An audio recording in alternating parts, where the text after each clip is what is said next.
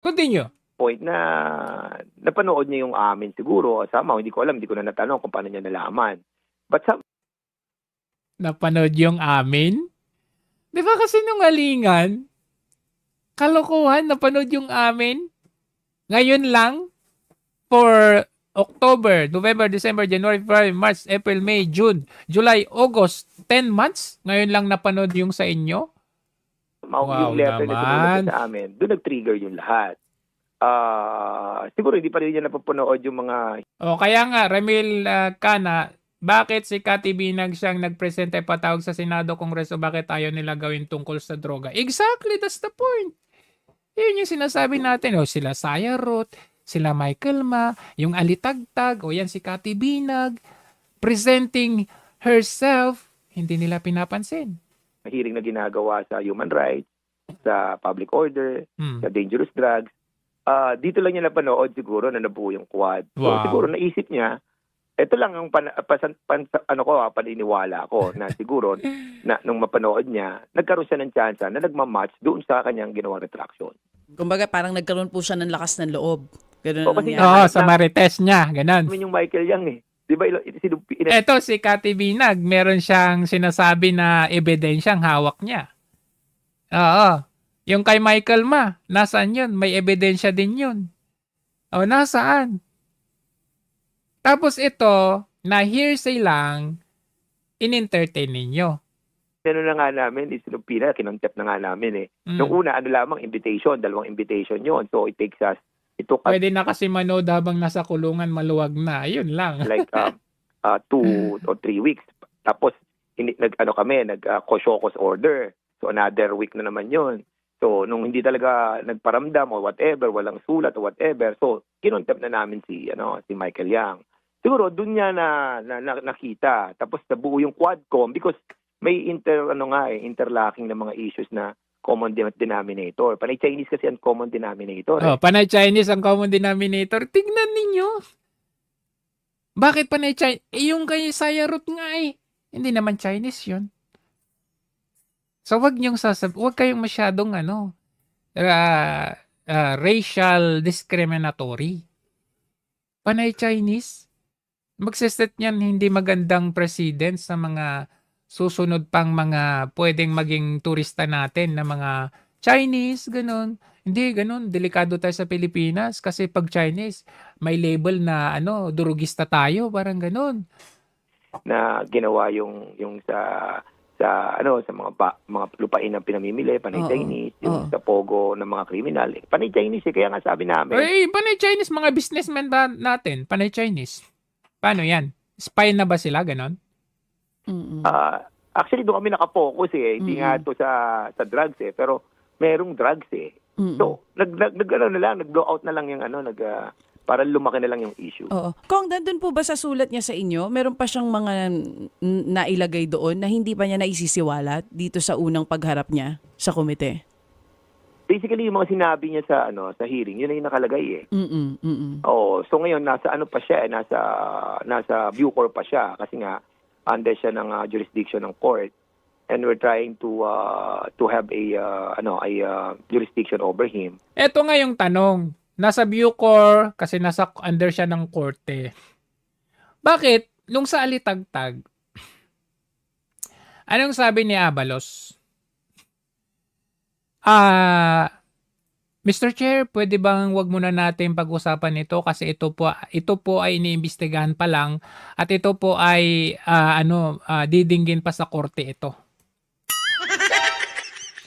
So 'di ba? Ganun ang nangyari kasi dalawa 'yun Alitagtag at saka PDEA Leaks. So na-drop yung Alitagtag kasi daw ito ay dinidinig na o kaya under investigation. Pero ito nasa korte, nasa Bucor, at saka convicted na nga Convicted na nga. Bakit nyo pa hinugot yan at nilagay nyo dyan at ginawa ninyong parang reputable na resource person dyan? Ang galing, di ba? Ang galing ninyo. Pero yung Alitagtag case, dinrap ninyo. At doon na kayo nakafocus sa PDEA Leaks wherein later on, kinontempt ninyo yung resource person. Na yung resource person na yun sana ang dapat makapagbigay sa inyo ng solusyon doon sa case na about doon sa drug abuse or sa drug use nung Pangulong Marcos. Ang galing ninyo, di ba? Pero dito nakatutok kayo kahit na parang hearsay galing sa bibig mo, abay talagang gusto ninyong tutukan pa ito. Hearsay na nga eh. Para at least ay naku-question din namin siya, natatanong din namin. But unfortunately, we have a process that we have to follow. Oo. Matatandaan natin, no, nung nagkaroon ng hearing sa Senado before na may kaugnayan po dito kay Jimmy Guban, pati dun sa kaso na kinaharap niya noon, ilang beses siyang na-cite in contempt dahil po dun sa hindi Twice. Tugma-tugma ng mga kwento niya noon pa. Dati pa yun. So, gaano ba natin tatanggapin ito pong bago niyang pahayag kung even in the past, 'di ba? In the past po nagkaroon na siya ng mga kumbaga nagkaroon na ng question. Good question, DJ Chacha. Yan, palakpakan. Ayan, palakpakan natin. 'Di ba ganun yung mga bangag vloggers? Paano natin paniniwalaan yan kung na-contempt yan, kung nagsinungaling na yan? Paano natin paniniwalaan yan kung convicted yan? Ganon-ganon sila, di ba? Ito, convicted. Na-contempt na 2 beses dati. So, very good question. Doon sa mga pinahayag niya noon. Basically kasi ang pagsisinungaling niya, No hindi ko pa audio? napapanood yung kanyang testimony sa Senate saka sa Congress. Pero according sa mga kwento sa akin, ng mga kasamahan ko, yung pagsisinungaling niya na hindi niya tinuturo kung sino talaga yung yung nag-utos sa kanya. So, ngayon, lumalabas na parang siya under duress during that time. Hindi iba-iba nga yung sinasabi eh. Hindi naman siya yung tipong na, parang yung kay Eric na tinatanong si Eric kung sino ba yung parang nagbigay ng impormasyon doon sa sinasabing 1.8 billion na excess yung nagastos sa travel funds ni Tambaluslos. 'Di ba pinipilit nila noon? Yun. Pinipilit kang pangalanan ng isang bagay na hindi mo sinasabi, doon ka na contempt. Pero ito kay Guban nung 2018, iba ang sinasabi at hindi magkakatugma. Yun po yung reason. Wala po siyang inilabas dati na pulong, manskarpyo, or whatever. Ano ka ba? That the investigation was going on. Hindi ko alam kung magmamatch yung kay Small at sinasabi ni Small na talagang nagkausap sila, tapos at sila Pulong, sila Man, saka sila Michael Yang yung talagang nag-order sa kanya, which accordingly ay konsehal siya ng Davao City. Well, basically doon matutugma na natin. Kaya yun ang gusto nating malaman kung yung kanyang what you call this, yung hindi naman chismis o kumbaga yung second hand information na hawak niya can be confirmed as truthful as second hand information, kasi nga kapag kinonfirm na yon ni Small, mababalidate na lahat yung mga sinabi ni Jimmy. Pero ang isang medyo na ako doon sa sinabi niya na may dumalaw sa kanya na isang reporter, oo nga po, si Paul Gutierrez. Akala ko naman hindi totoo yun. Kasi sabi ko, patay ito. Sabi kong ganun. Dahil kapag dininay ito ng Paul Gutierrez, todas na siya. Tapos na istorya. Pero, basically, dinalaw siya ni Paul Gutierrez. According to Paul Gutierrez, dinalaw daw. So, hanggang doon lang. Pero at least, nagkaroon ng parang some cloud of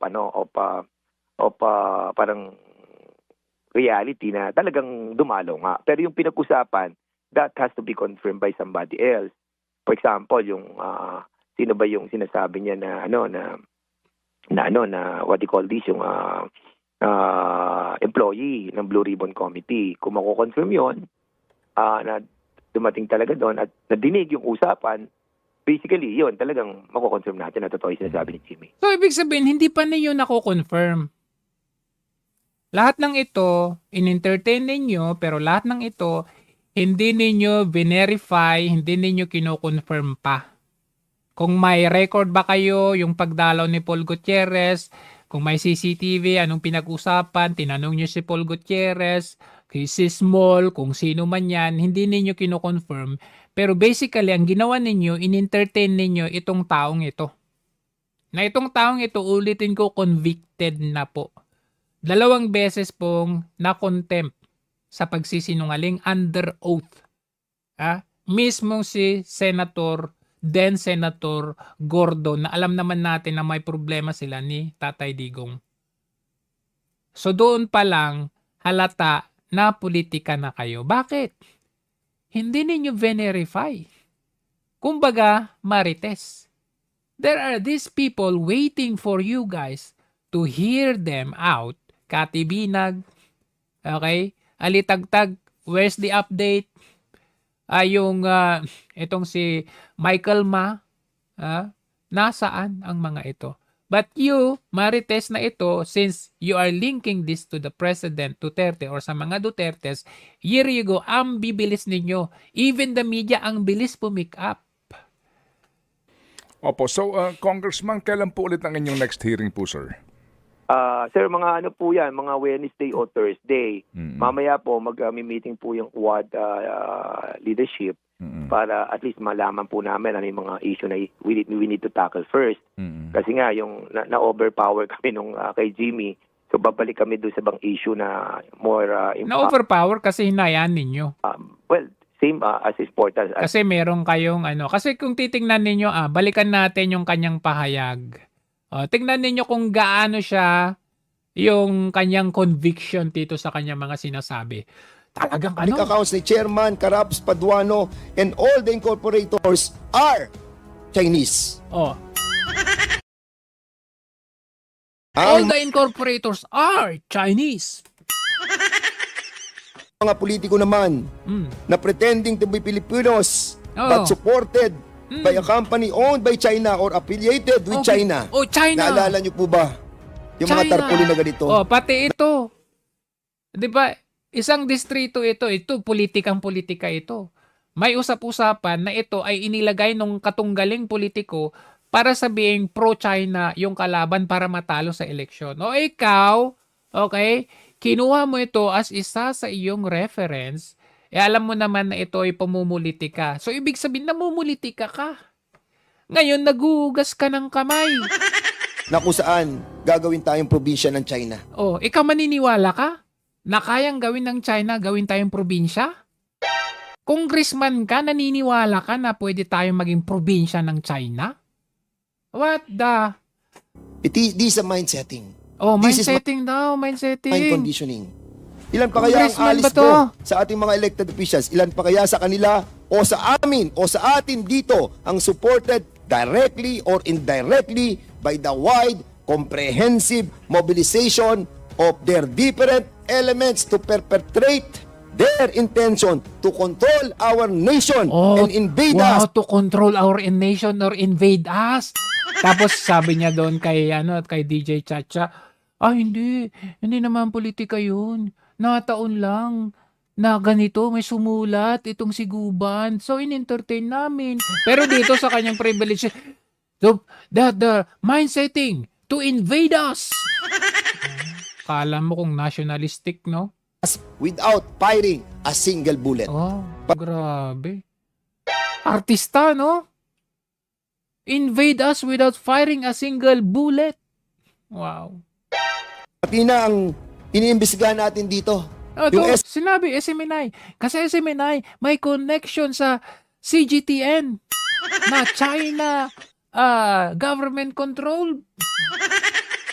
Ay, apo. SMNI was investigated by Congress. It was mentioned by Napoda City Representative Toby Chanco noong... Di ba? Ganyan ang kanyang tema at tunog nung siya ay nag-privilege speech dyan. Pero dito, naghuhugas kamay. That of Jimmy, kasi nga, drugs yun. So, kasi, epektibo yung ating puna sa kanya. Sabi niya, ba't naman kayo na kami namumulitika dito? Hindi. Paano hindi?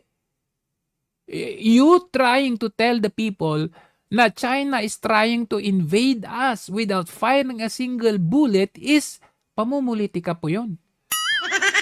Because you want you want to target the Duterte or link that to the Dutertes. We will try to go back to sa mga criminal elements muna ng Pogo. So, kayo po mismo, Kong Dan, ano ang assessment mo dito dito kay Jimmy Guban na ito? Ano assessment ang inyo pong pagtrato po sa kanya ngayon? Sa ngayon, ano po ang inyo masasabi po sa kanya sa kanyang unang pagharap? Ako, I'm giving him the benefit of the doubt. Kasi unfortunately, during the hearing sa Senado sa Congress, hindi ako benefit of the doubt. Mayor ako Kaya hindi ko masyadong na subaybayan yung hearing na yun. I'm trying to find out yung hearing at mapanood ko para mabalansi ko. But kung mapapagtugma niya yung small at yung validation ng employee, I think masasabi natin na mga 80% medyo maniniwala na tayo sa kanya. But of course, yung sinasabi niya kasi na under duress siya during that time, may somehow doubt ako at meron ding naniniwala ako sa kanya. 50-50 pa ako doon. But 50-50? Pero noon nga, nung kahapon, paano naging 50-50 ko dun? Talagang kahit ngayon kay dating PNP chief. Saan yun? Panoorin nga muna natin yung dating PNP chief. Sinabi niya noon. Ayan, dito. Tingnan December 11 na karang taon. So as not to compromise the operation. Is a job well done. That is happening in Australia as well. Filipino people, sana talaga magkaisa maintindihan yung problem. There a lot of intelligence. Please share it to us. I don't want to be emotional, Your Honor, but I think, may I say with this statement that I think it's high time for us, the government officials, interagency, namamawis ka. Especially the Filipino people, sana talaga magkaisa maintindihan utal ka yung problema to protect our national interest. Yes, I agree that there is a national security implication, but I'm sorry, Your Honor, I cannot give you details. I know. Kasi I know, Chief, PNP, I admire you. As a matter of fact, nakita tayo. Diba? Nag-usap tayo. Diba? Marami tayong mga problema na napag-usapan. And this book that you have given me. See? That shows us na itong sinasabi niya ngayon na, may 50-50 akong ganito, you're trying to portray ngayon, naghuhugas kamay ka na ngayon na medyo hindi ka naniniwala, na may naniniwala ka, ganun, kasi may nakitang element na sa parang pinilit o tinakot itong si Jimmy Guban. Ibang-iba ngayon doon sa sinabi mo dito sa kahapon. Siyempre, hindi mo naman pwede ibaliwala, Ted, yung pagsulat niya sa amin Kasi nga, especially nung mabanggit niya yung Michael Yang. Michael Yang. Paulit-ulit na lang. Bakit yung Michael Ma? Nasaan? At tapos meron pa siyang binabanggit nire-review ko yung namin Meron siyang binabanggit nung nasa Manila City Jail sila. Mayroon siya nakausap na nagtatrabaho kay Michael Yang.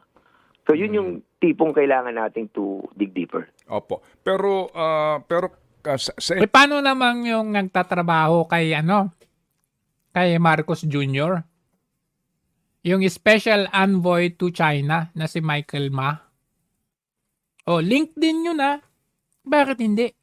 Inyo pong muna ngayong paunang assessment, yung kanyang kwento. Good kwento. Direktamenteng ugnayan o relasyon o maaring pagtukoy sa mga pangunahing individual na nababanggit po dito, si Congressman Paulo, si Attorney Carpio, at maging kay Michael Yang. Kasi kaninyo, kwento lang, sinabihan lang naman siya noong mga taong gaya ni Gutierrez, ni Small, yung konsehal ng Davao, si Gutierrez, tama ba si Gutierrez? Yes, yes. Yung Antipordan nabanggit din po. Hindi kasi si Antipordan sabi parang under si Paul Gutierrez ni Benny Antipordan. So medyo lumayo na, pero tingnan natin kung paano. Binanggit No, may didikit yun. Kung base doon sa mga maiimbitahan natin sa susunod. But of course, siyempre, alam mo, mga hearsay yan that need to be validated. But hanggang hindi natin nadidinig yung testimony ng iba. Ang galing mismo sa bibig niya. Hearsay that needs to be validated. Pero bakit ninyo pinapunta dyan? Binastos niya, kumbaga. I mean, you let the person na bastusin ang house. Sa bagay, tagal naman ng yan eh. The most rotten nga daw, sabi ni PRRD.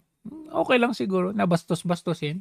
Hanggang ngayon, nakahangyan. Opo. Pero ito hong si Jimmy Guban, ano ho ba ang inyo pong pakikipag... Tama sabi ni Virginia Gregorio, nire-review o niluluto pa nila? Usap sa kanya sa usapin po ng paglalahad na ng lahat ng kanya supposed to be po nalalaman. Kasi ang iba po na nagmamasid rito, nag-oobserba at nanonood, ay nagsasabi yung iba nga po pati si Senator Bato de la Rosa na doon sa pagpayag ng komite na para baga siyang nagtalumpati ng wala man lang pong nagtanong, nag-follow up direktamente sa kanyang mga sinasabi. Exactly.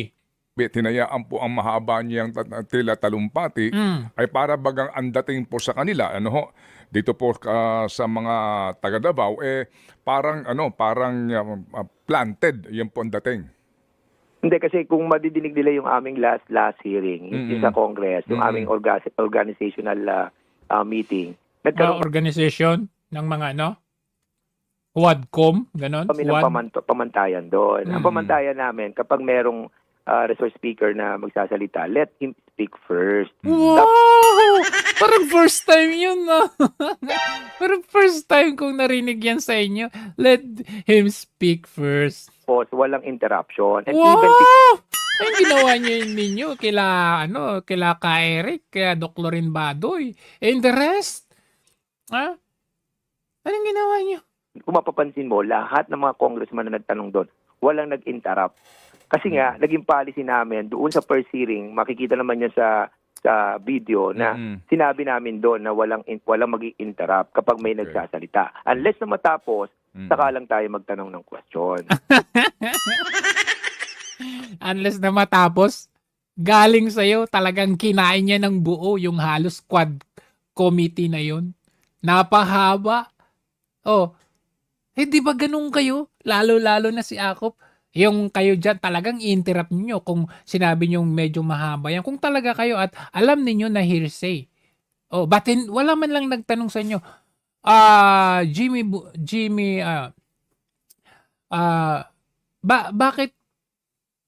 bakit kami maniniwala sa iyo kung 2 beses nang kang na-contempt noong 2018? You defend yourself, Jimmy. Paano 'yan? Wala lang nang nagtanong basta pinakinggan ninyo yung siguban-guban na 'yan.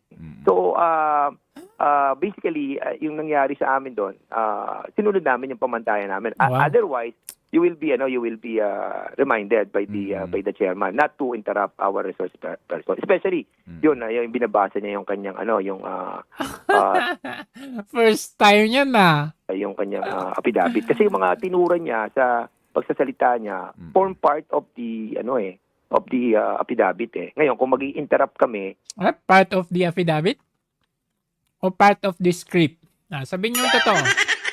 Kasi katulad ko, nung nakikinig ako, first time ko kasi nadinig yun Ted DJ hindi ko pa kasi na-encounter yung story ni Jimmy Guban So I wanted to hear everything. Ngayon, kung may mag-i-interrupt na iba, ako I will object on that because we have Galing mo artista ka talaga Alam mo kung paano lusutan. Paano kayo maniwala sa inyo? Kung first time mong narinig ang lahat, hindi ba mas lalo mong kino-question yun? Pangalawa, paano mo masasabing first time?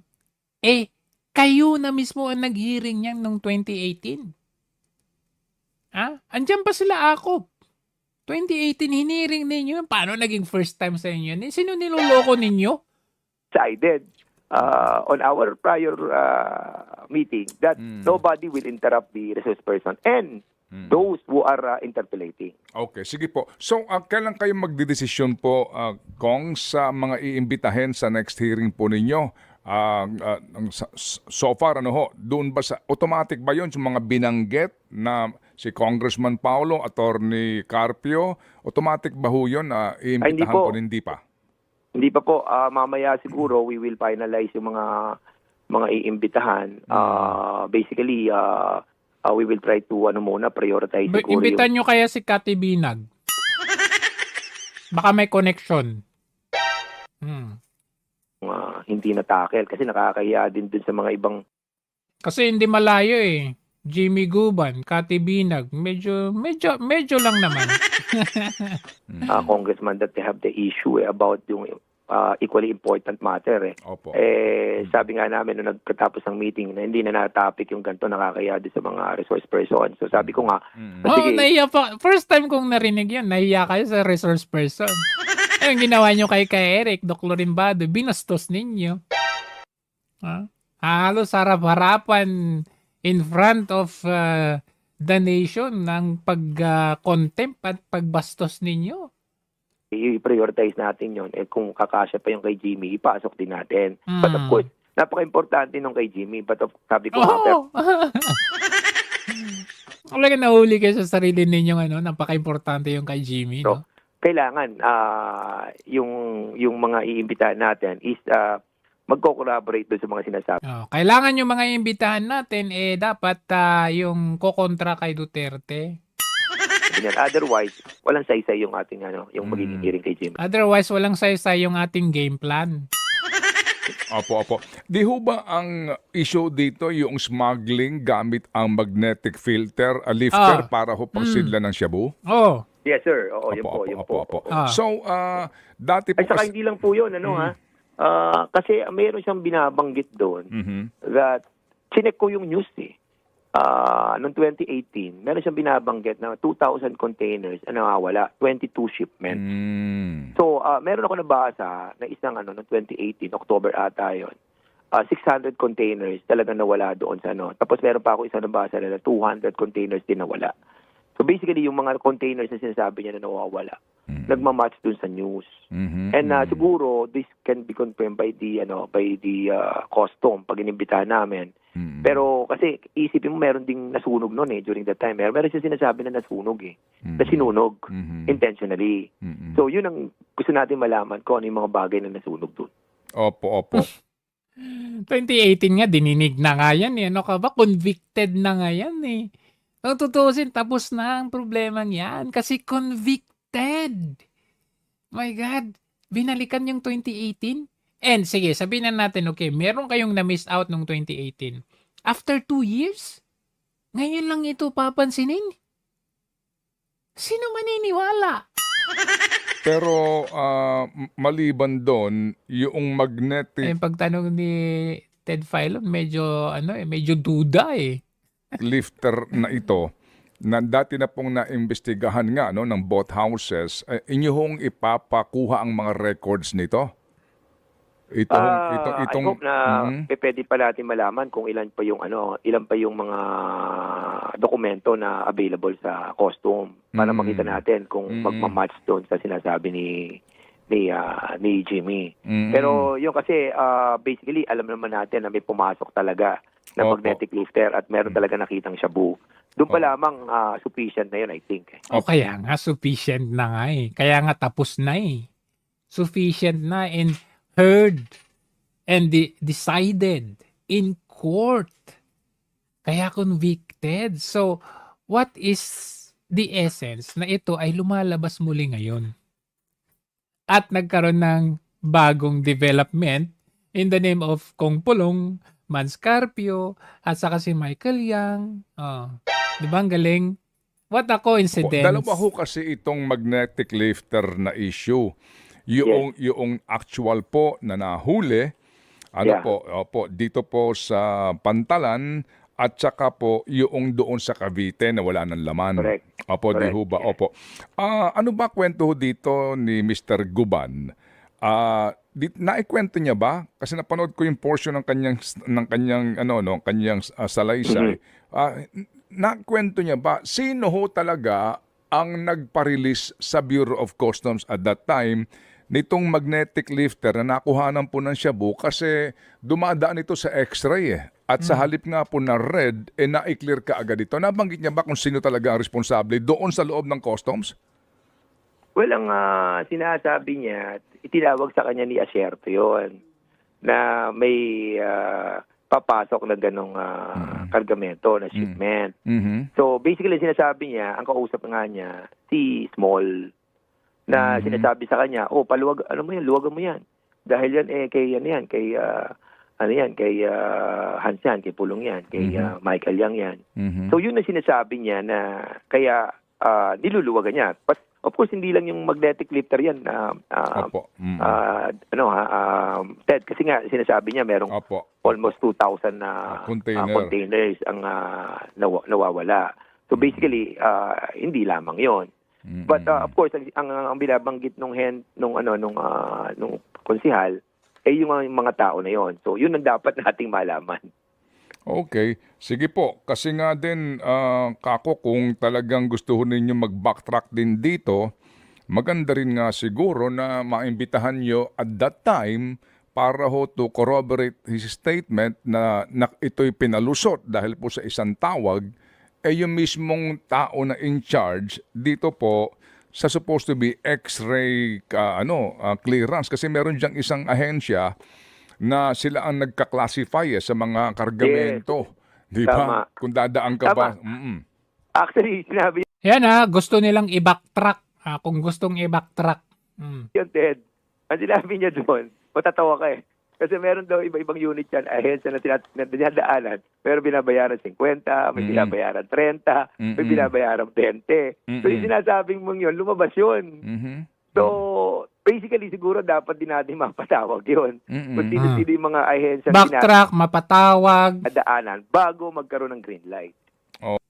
Opo. Anyway, sige po. So ano ho ang inyong reaksyon, masasabi po, Congressman Dan, sa statement po ni Senator Bato na siya'y magpapatawag din, maghahain siya ng resolusyon sa Senado and siya nananalangin po na suportahan siya ng kanyang mga kapwa senador at leadership ng Senado para magkaroon ng sariling investigasyon tungkol sa isyong ito at ipapatawag din po si Mr. Guban. Maganda po yun para at least both houses ang nag-iimbestiga na at makita natin. Kasi mapapakikita natin yung kung papaano magkakaroon ng palitan ng tanungan at sagutan si Mr. Jimmy Guban at si Senator Bato. Kasi basically kami din, kahit si Jimmy Guban pumunta sa akin, sabi may doubts kami. Hindi naman kami para sabihin na naniniwala na kami sa iyo, ba't kami basta... May doubt pero yung privilege speech mo talagang anti-China na anti-China? Huwag ka nga. So ito the ball is in the hands of Senator Bato na. Tignan natin, papatawag daw itong si Jimmy Guban, no? Si Jimmy Guban papatawag. Ngayon, backtracking kasi merong na-miss out noong 2018. Ang tanong, kung gusto nyo palang mag-backtrack sa mga bagay-bagay na mga ganitong issue, especially involved ang droga, ano nangyari na dito? Ano nangyari? Naniniwala si Senator Ano na kaya nangyari dito? Bakit hindi natin i-backtrack ito? Ano kaya talagang nangyari dito sa Alitagtag until now? Uncleared at hindi pa malinaw sa taong bayan. Ano ba talaga at sino ang nasa likod nito? Tingnan nyo to. Balikan natin itong balita na ito. Ang nangyayaring pagkakasabat ng mahigit 9 bilyong pisong halaga ng iligal na droga sa Alitagtag, Batangas noong April 15. Sa isinagawang pagdinig sa Senado kahapon, April 30, iginiit ni Philippine National Police o PNP Region 4A Chief Brigadier General Paul Kenneth Lucas at ni Department of Interior and Local Government o naging PDEA leaks na lang yan. Secretary Benhur Abalos na walang nangyaring irregularidad sa pagkakasabat sa iligal na droga sa nasabing probinsya. Hindi naman isiniwalat ng dalawang opisyal ang mga detalye ukol sa suspect na si nasan na to? I-backtrack natin to. John Michael Sarate, ngunit handa umanon sila. Nasaan ka na? Masarap na bang buhay mo ngayon? Kagaya ka na rin ba ni, ano yun, yung middleman ko, no, ni, doon sa issue ni DJ Bantag at Percy Lapid, na si Joel, ano yung apelyido noon, na especially treated, VIP treated. Handa umano nila itong ibulgar sa isang executive session. Oh, executive session, walang update? Kasi yung ibang nag-isip na sinit up lang daw, gano'n. So, klaro, random checkpoint. The Lord is watching us. Sabi ni Lord, dapat mahuli ka. Dapat ma-checkpoint ka. First time natin ito ngayon na experience na Shabu, ang traffickers ay mga puti. Pasensya na. Diyan, mga puti. Bakit sabi ni Dan Fernandez, mga Inchik, mga Chinese ang nagpapapasok? Ito, mga puti. Po kayo ba? Yeah. Pero ito po kasi ito po kayo. Ito kasi, ito. Subjudice po. Nasa korte na po ngayon. At, subjudice? Subjudice rule. Ine-exercise ninyo ang subjudice rule. Baka ma-preempt, empt. Pero bakit pa yung mga iba hindi na-exercise yung subjudice rule? Kay Guy Guo, kay Bantag, kay Kong Teves, walang subjudice rule sa inyo eh.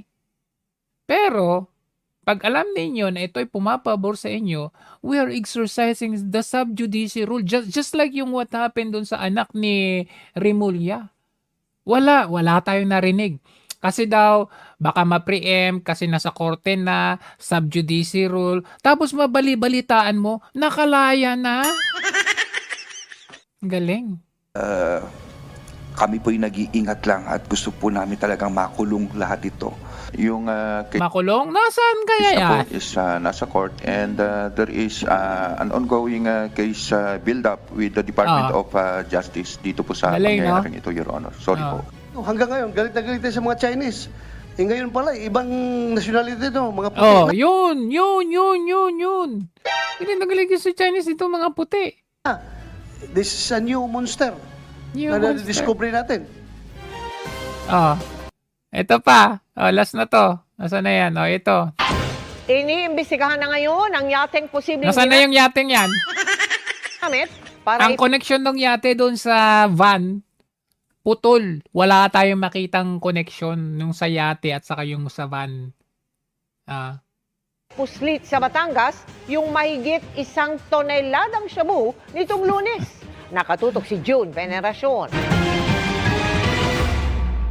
Nakahold ngayon ang yate na ito sa Batangas. Lumalabas sa investigasyon ng PNP na posibleng ginamit ito para maipasok sa dalampasigan ng probinsya ang nasa mahigit 1 toneladang shabu na nasabat sa isang checkpoint noong Lunes. Mayroong nahuli pong na yate. And that yate is iniimbestigahan po ng ating Coast Guard. Asan po silang lumayag, asan sila pumunta. Bukod sa... nasan na? Iniimbestigahan anong petsa na? Naharang na van na puno ng sako-sakong shabu. May ibang sasakyan pa raw na tinutunton ang PNP. Nasaan yung ibang sasakyan na yon? Ng DILG. Posibleng mga kasabwat daw ng nahuling driver ng van ang sakay ng mga ito. Marami pa po tayong hinahabol, marami pa tayong tinutugis sa ngayon, no? At ito'y talagang masinsin na pinagtatrabahuan po natin. Sa investigasyon ng Philippine National Police sa nahuling driver ng van na puno ng shabu, napag-alaman na meron pala itong military background. 1997 daw nang pumasok siya sa US military. He left the US Army noong 2005 and came back dito sa Pilipinas noong 2008. Nagtayo po siya ng isang fitness center somewhere dito po sa Metro Manila. Sa pagsusuri ng PIDEA, malayo sa realidad na isang fitness gym instructor or owner ang merong ganitong kalakaran. So, kung talaga sila, ito i-backtrack nila kung sino talaga yung nasa likod nito. Kasi, ito, importanteng usapin ito. Hindi yung sinasabi nila na itong si Jimmy Guban na panay hearsay lang naman pala. Mataas daw ang quality ng nakumpiskang shabu. Shabu, lagyan mo ng pink na reagent. So, anyway, ayan tayo po ay for the sake of this discussion, ipinapasok natin yung mga ilang personalidad just like itong sila Dan Fernandez at in yung mga ibang quad committee dyan, no? Mga huwad na committee. At nakikita talaga natin na masyado nang halata yung kanilang mga galaw. Pinapagalaw kumbaga nung kanilang boss, no? Sila ay mga puppet. Pinapagalaw sila para sila ang bumira sa mga Duterte para hindi masyadong halata.